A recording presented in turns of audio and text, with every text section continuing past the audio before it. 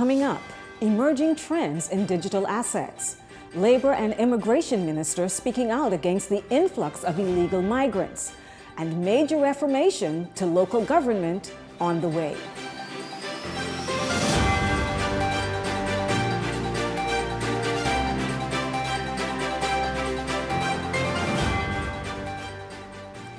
Good evening, everyone. I'm Zenobia Williams with your JCN News for this Wednesday, May 4th. Thank you for joining us. A digital advisory panel to keep digital asset development, emerging trends, and associated risk constantly under review has been established according to the Attorney General, Senator Ryan Pinder. Presenting the white paper on digital assets in the upper chamber this morning, the AG, in lauding the country's initial success in attracting significant digital asset businesses, says it is only the beginning. Now that the panel will be charged with keeping the government's Digital Asset Policy Committee and appropriate regulators fully updated with relevant information. Mr. Vice President, digital assets have grown in a few short years into an industry with a $3 trillion market cap. The opportunities in this industry are enormous. We feel strongly that we can leverage our expertise and our successes in financial services to create a digital assets hub here in the Bahamas. From the first week of this administration, we have been determined to build a framework that would allow us not just to participate in this industry, but to be a leader in this innovative industry. At the same time, and as with any new industry, particularly one that changes so quickly, it's important to protect our reputation and to protect consumers. So we know that getting our policies and our regulations right matters enormously to setting ourselves up for success and to protect the jurisdiction. With the first ever cryptocurrency conference held in the Bahamas last week by global cryptocurrency giant FTX Digital and Salt, and with the country's welcoming its first alternative investments platform through the collaboration of Agio Digital and Griffin Investments, Senator Pinder, echoing the sentiments of Prime Minister Philip Davis, says the government has a vision to transform the Bahamas into a leading digital asset hub in the Caribbean and a global leader in the progressive regulation of businesses in this profoundly innovative space. Today, Mr. Vice President, I announce the composition of this important advisory committee for the development of the digital asset policy and industry in the Bahamas. The Digital Advisory Panel is comprised of private sector expertise in key areas within the industry. And I note they are all Bahamian. The Digital Advisory Panel comprises of the following: the chairman, which is the Attorney General, Mr. Gowan Bowe, Ms. Aaliyah Allen, Mr. Brian Jones, Mr. Delfino Casar, Mr. Emmanuel Komalafe, Ms. Rhonda Eldridge, and Ms. Delarice Taylor Russell, and Ms. Kelly Banks. What we have proposed is truly innovative. The AG says as the white paper was being developed, the government was very focused on the policy goal of making sure that as the industry thrives, opportunities for Bahamians to participate as consumers, investors, and professionals can be experienced as well. He contends that the government is determined to set the Bahamas on a path fully fit for the 21st century and beyond, that truly delivers a bright future for all.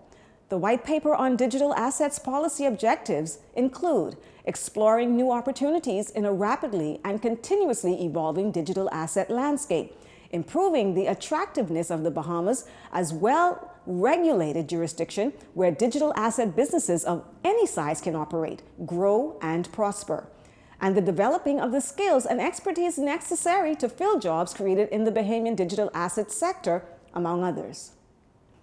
In a meeting with the media on Tuesday, when asked about the status of the reformation of local government, Minister of Agriculture, Marine Resources and Family Island Affairs, Clay Sweeting, said that the government presently has 2 consultants working to see how the government can raise the bar on local government in the Family Islands. He expanded on the government's current observations. Because they've just become a holding fund to pay salaries and regular payments in the Family Islands and not really be transformative in that regard.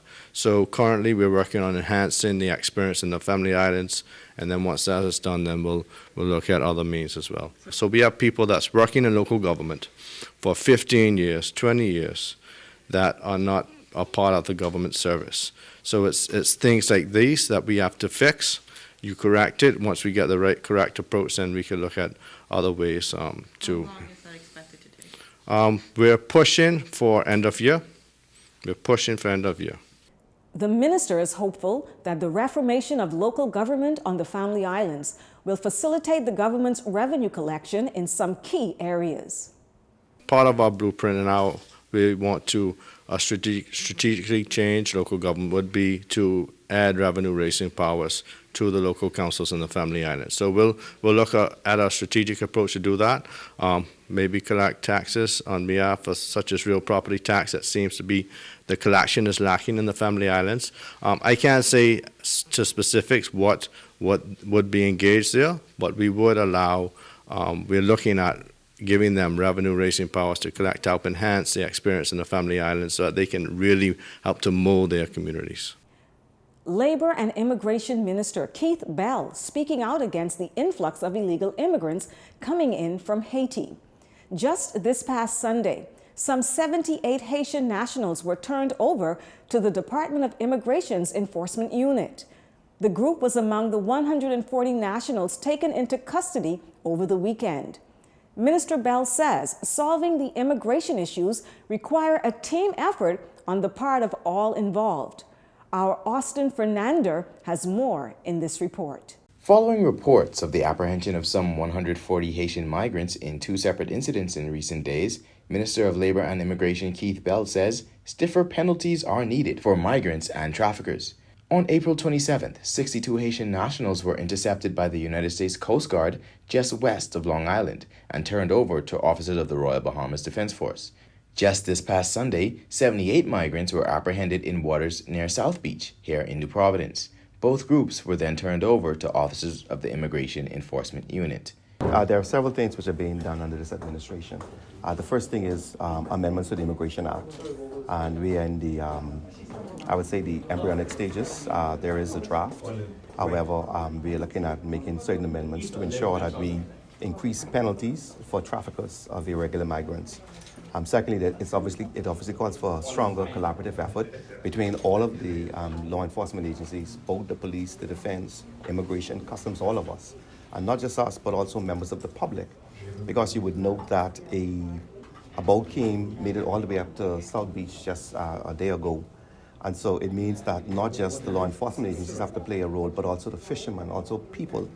So we have to pay attention to who's in our borders, who's coming in our borders, and we also all have to play a role to ensure that we protect and keep our borders safe for Bahamians. With the current state of political affairs in Haiti, the source of our country's largest irregular migrant group, Minister Bell says the Defense Force is on high alert as it is believed that in the coming months we could possibly see migrant numbers similar to that of last year, the highest in recent history. The information suggests that whenever we see one boat, there's one or two behind.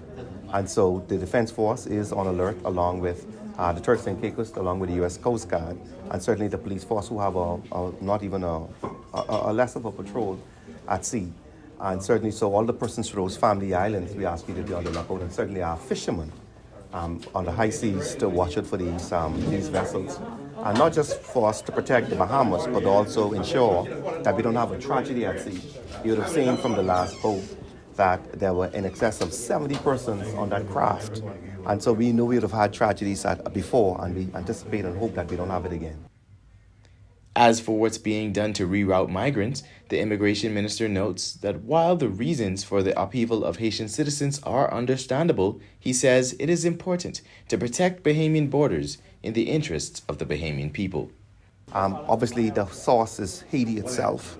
It would have suffered from political instability, economic instability. Their president would have been assassinated, suffered from an earthquake in that area, as we made to understand, has not been touched in terms of reconstruction efforts. And so therefore, you have this outpouring of persons who are seeking a better way of life. and so we have good prosperity, thank God. And so you have them coming here, and those who are not coming to the Bahamas once they get to the United States. And so therefore, you have this great influx. And we anticipate that we're going to continue to see it until we fix some of the issues and challenges with Haiti. It cannot be addressed by Haiti alone. It certainly cannot be addressed by the Bahamas. But again, while we want to help the Haitian people and the government, we have to ensure that we protect the interests of the Bahamas and the Bahamians. Thank you, Austin. More integration on the way for the sand dollar, the country's first and only digital currency. Central Bank Governor says this coming on the heels of Crypto Bahamas, the multi-million-dollar cryptocurrency conference held here in the capital a few weeks ago. Governor John Roll notes that the primary objective for the central bank as it pertains to the sand dollar right now is to make it more accessible, particularly for Family Island residents. Our focus with the sand dollar is to provide better linkages between the community and the existing banking sector. So one of the work that we're concluding is the link between the sand dollar infrastructure and the automated clearinghouse so that persons who are using mobile money can do so seamlessly, depositing or withdrawing funds from banking accounts. Beyond that, we're also seeing the extension of the reach of the sand dollar, particularly into the Family Islands, which is a part of our efforts over the remainder of the year, sequentially, as a means to finally address some of the issues that persist in the Family Islands around the costly process of getting cash in and out, as well as the persistent inconveniences that individuals have in terms of interacting with banks. Also clearing up the difference between the sand dollar and other crypto tokens, Governor Roll notes that the sand dollar is simply a digital representation of the Bahamian dollar, with its purpose currently being to create a level of simplicity to conduct international transactions. The sand dollar is the Bahamian dollar. And so when we think about where the sand dollar is in the future, we have to remember that it is always going to be attached to how we view the Bahamian dollar in the future. If you have Bahamian dollars, such as in your bank account today, you can already use those for transactions abroad because the system is set up to make the conversion into and out of foreign exchange behind the scenes. Those types of accessibility, with the innovations that we anticipate that mobile payment providers have ahead of them, will also allow individuals who have access to sand dollars to engage in international transactions. As it stands, according to Governor Roll, the central bank is now actively working to ensure the sand dollar has a positive effect on the value of the B dollar in this burgeoning digital finance market. You're watching JCN News. Stay with us. More news ahead. This segment of the news is brought to you by Silhouette Boutique Collection.